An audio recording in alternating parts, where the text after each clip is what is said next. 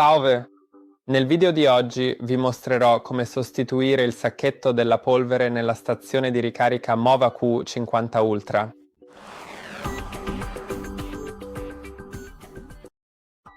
Per farlo dovrete aprire lo sportello sul robot, la stazione base che si trova proprio qui e poi troverete il sacchetto della polvere proprio qui.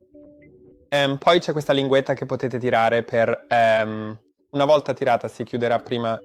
Beh, non si è chiuso completamente, ma tecnicamente dovrebbe chiudere l'aspirazione qui, così una volta rimosso la polvere non cade fuori e poi puoi semplicemente smaltire il sacchetto.